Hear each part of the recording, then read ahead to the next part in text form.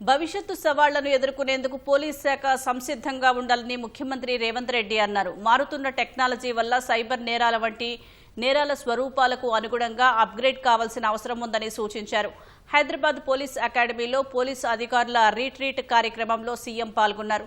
రాష్ట్రమైనా దేశమైనా అభివృద్ధి చెందాలంటే శాంతి భద్రతలు బాగుండాలన్నారు. శాంతి భద్రతలు బాగున్న రాష్ట్రాలకే పెట్టుబడులు బాగా వస్తున్నాయని తెలిపారు. దేశ జనాభాలో 2.5% ఉన్న తెలంగాణ దేశ జీడీపీకి 5% వాటాను అందిస్తోందన్నారు.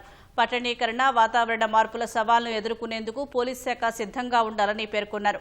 ఉన్నతాధికారులు క్షేత్రస్థాయిలోని పోలీసులతో ఎక్కువగా టచ్లో ఉండాలని, వారితో స్నేహంగా మెలిగి ఫీడ్బ్యాక్ తీసుకోవాలని సీఎం నిర్దేశించారు.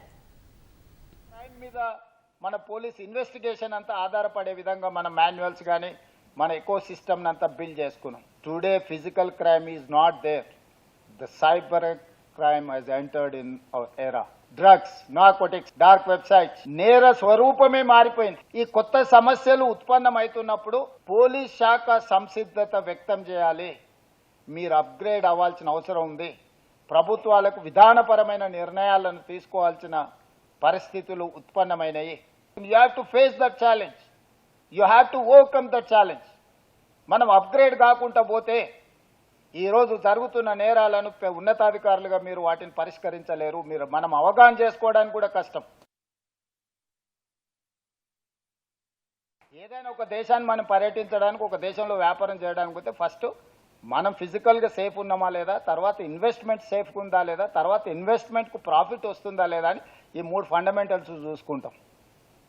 ఈ 3 ఫండమెంటల్స్లో మీరు time and again police department పాత్ర ఉన్నది కాబట్టి ఈరోజు తెలంగాణ రాష్ట్రం దేశంలోనే ఒక మెరుగైన రాష్ట్రంగా గుర్తింపు పొందింది. కానీ ఇది సరిపోదు. మనం పెట్టుకున్న ఛాలెంజ్ ఇక్కడితో ఇది కాదు.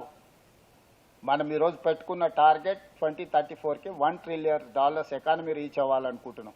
ఈరోజు $200 బిలియన్ ఎకానమీ మనం. సో ఈ టార్గెట్ను రీచ్ అవ్వాలి అని అంటే మనం అన్ని రకాలుగా మనం సంసిద్ధత వ్యక్తం చేయాలి.